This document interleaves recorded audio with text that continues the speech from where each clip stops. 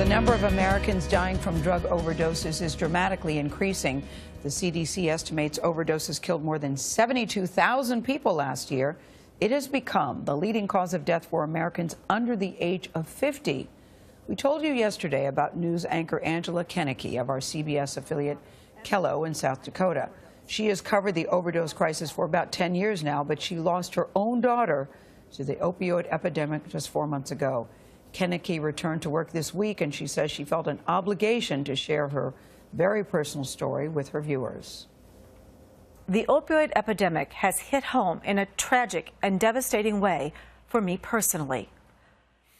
On May 16th, my 21-year-old daughter, Emily, died of an overdose. Angela Kennecke spoke to her daughter for the last time on Mother's Day. Go, Emily! Go, Emily!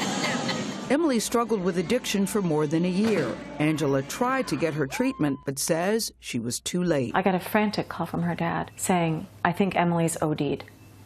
You need to get over here right now." I can't even describe to you what it's like to hear those words. Emily overdosed on the opioid fentanyl in May.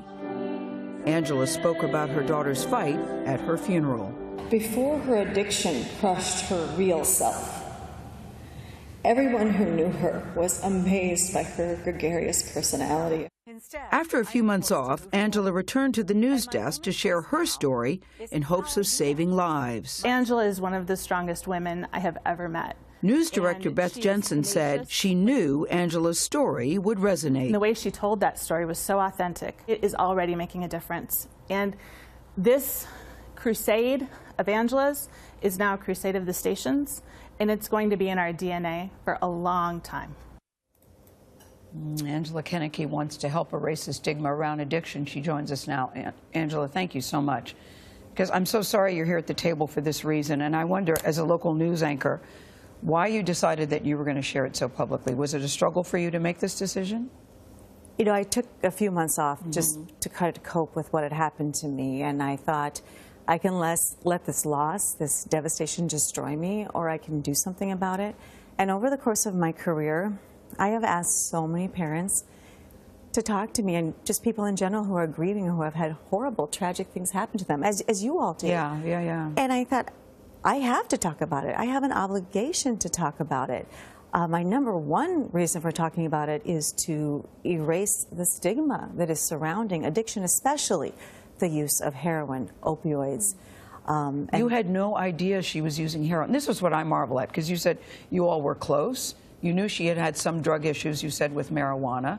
But you, an investigative reporter, had no idea that she was using heroin. It was the most shocking thing to me. Needles. She's a middle-class kid, privileged, you know, all these opportunities and things like that. And it's hard to explain addiction. It's hard to understand. My child ran out of the doctor's office once when she was going to get a shot, so I never would have dreamed that. But because it's hit home in such an awful, devastating way, I just feel so compelled to let everybody know what happened to my daughter can happen to you, can happen to your child. Well, you all have children at this table. Was she just so good at hiding it from you? How was she able? How were you able not to know that she was on heroin? Well, so she was an adult child, 21 years old, not living at home. I thought she was on something, and I don't consider myself a naive person. I worked in the news business for a long time. I've covered a lot of these stories, but she was able to hide this from me very well. And I think, as a child, you don't want your parents to be ashamed of you, and there is so much shame that goes along with this. You don't want to disappoint your parents, and I had to walk a very fine line between trying to help her, trying to talk to her, and alienating her or pushing her away. So I was always trying to approach it with love, and we were working to get her help. I just didn't get there on time. Angela, when you looked back and have talked to other parents, have you found, what have you found that might have been either a gateway, or is there something that, or is it a mystery? She was attracted to the drug culture, I think, in her later teen years. The peers, I think as parents, you know, we think we can isolate or insulate our children from these kinds of things. We do all kinds of things to try to protect them. But after a certain point, parents don't have as much influence, and peers have a lot more influence. And, you know, your kid gets in, they say so cliche, but with the wrong crowd or the wrong people, and maybe they have a tendency toward that kind of thing, an addictive gene, an addictive personality, and it just snowballs. And it's indiscriminate. And you said that you spent so many times talking to families that have suffered through this, and you went from asking, why me, to why not me?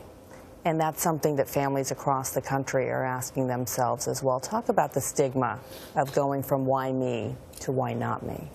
Well, as a reporter, it's always somebody else that I'm reporting on. Yeah. It's always somebody else's tragedy or triumph or whatever that may be. And talk about reporting. You were interviewing women who had lost their children from drug overdose the day you found out your daughter died. I was working on a story on the opioid epidemic, on overdoses and Good Samaritan laws in our state, and I spoke to 3 parents on that day. I knew my daughter had a problem on that day. We were planning an intervention. I just didn't know what it was she was using.